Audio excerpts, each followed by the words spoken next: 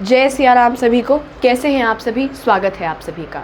अक्सर लोग हमसे ये शिकायत करते हैं कि हम भगवान की इतनी पूजा करते हैं, इतना नाम जाप करते हैं, लेकिन भगवान हमारी मनोकामनाओं को स्वीकार नहीं करते, उसकी पूर्ति नहीं करते।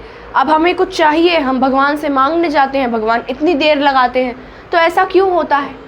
अब देखिए, हम जब भी मंदिर जाते हैं तो हम कुछ ना कुछ भगवान से मांगने लग जाते हैं। भगवान हमें ये दे दो, भगवान हमें वो दे दो, यानी हमारा मांगना बंद नहीं होता है। और कई बार तो ऐसा होता है कि जब हम भगवान से कुछ मांग रहे होते हैं तो हम ये कह देते हैं कि भगवान हमें ये दे दो, उसके बाद हमें आपसे कुछ नहीं चाहिए है। लेकिन होता क्या है कि हमारा मानव स्वभाव है, अब हमें वो अगर चीज़ मिल भी गई तो हम उससे थोड़े ही क्षण के लिए खुश होंगे और उसके बाद हमें दूसरी चीज़ चाहिए होगी।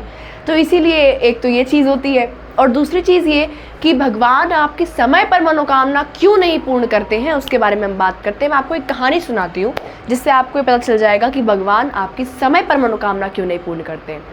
तो एक भक्त था, वो भगवान के मंदिर जाता था, लेकिन वो थोड़ा चंचल था। अब एक दिन वो मंदिर गया और भगवान से कह बैठा कि भगवान, क्या आप चुपचाप मूर्ति बने हुए खड़े रहते हैं? लोग आपसे आते हैं, अपनी मनोकामना बोलते हैं, आपकी पूजा करते हैं, कुछ तो बोला करिए, हल्की फुल्की बातचीत तो कर लिया करिए। अब वो व्यक्ति बोलता है कि क्यों ना एक दिन मैं आपकी जगह खड़े हो जाऊं और आप मेरी जगह आ जाइए। तो भगवान भी मान जाते हैं। भगवान कहते हैं चलो ठीक है, एक दिन तुम मेरी जगह पे आ जाओ और मैं तुम्हारी जगह पर आ जाता हूँ। अब वो व्यक्ति मूर्ति बनकर खड़ा हो जाता है और भगवान घूमने के लिए चले जाते हैं। जैसे ही वो व्यक्ति मूर्ति बनता है, उसके बाद एक सेठ जी वहाँ पर आते हैं और सेठ जी भगवान से कहते हैं कि भगवान, मैंने व्यापार शुरू किया है, आप थोड़ा उसे चलाने में मेरी मदद करिएगा। जैसे ही सेठ मुड़ता है, उसके जेब से बटुआ गिर जाता है, उसका पर्स गिर जाता है। अब उस व्यक्ति के मन में ये ख्याल आता है कि क्यों ना मैं इसे बता दूं कि इसका बटुआ गिरा है, लेकिन फिर उसे याद आ जाता है कि भगवान ने मुझे कहा था कि चुपचाप खड़े रहना है। तो व्यक्ति चुपचाप ही खड़ा रहता है।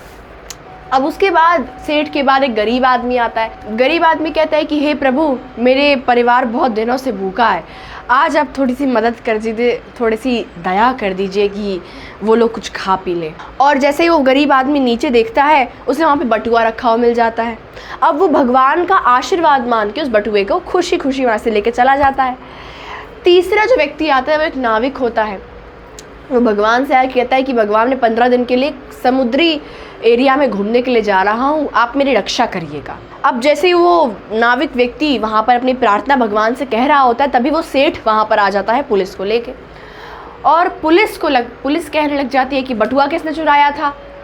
तो पुलिस नाविक को पकड़ने लग जाती है। उसे लगता है कि ये नाविक ने ही चुराया है, लेकिन तभी वो मूर्ति बना व्यक्ति बोल देता है कि नहीं, बटुआ इसने नहीं, उस गरीब आदमी ने चुराया था। तो पुलिस उस गरीब आदमी को पकड़कर जेल में डाल देती है। अब होता क्या है, जैसे दिन ख़त्म होता है, भगवान शाम को आते हैं, उस मूर्ति बने व्यक्ति से पूछते हैं कि क्या क्या हुआ, और मूर्ति बना हुआ व्यक्ति भगवान को पूरी कथा सुनाता है कि आज ऐसा ऐसा हुआ, वैसा वैसा हुआ, और मैंने ऐसा हुआ तो मैंने सब कुछ सुलझा दिया, है ना। लेकिन भगवान कहते तूने सुलझाया नहीं, तूने सब कुछ बिगाड़ दिया। देख, उस व्यक्ति जो सेठ आया था, जिसके जेब से बटुआ गिरा था, वो बहुत गलत काम में पैसे कमाया करता था। इसीलिए अगर वो गरीब आदमी उसका बटुआ ले भी गया था तो उससे सेठ को कोई फ़र्क नहीं पड़ जाता, क्योंकि सेठ के पास बहुत पैसा है और वो गलत कमाता है। इसीलिए तुमने गरीब आदमी को जेल में डलवा दिया। और वहीं जो वो नाविक था, अगर नाविक जेल में चला जाता तो जो वो घूमने जा रहा है समुद्री एरिया में, वहाँ 15 दिन के लिए वहाँ बाढ़ आई हुई है, तो वो मरते मरते बच जाता। लेकिन तूने तो यहाँ पे सब गड़बड़ कर दिया। तूने नाविक को वहाँ भेज दिया, वो तो बेचारा मर ही गया, और गरीब आदमी को तूने जेल में डलवा दिया। बेचारे उसके बच्चे भूखे थे, वो खाना खा लेते।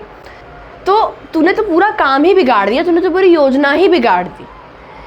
तो इस पूरी कहानी का ये तात्पर्य है कि ईश्वर ने पहले से ही सारी योजना बनाई होती है।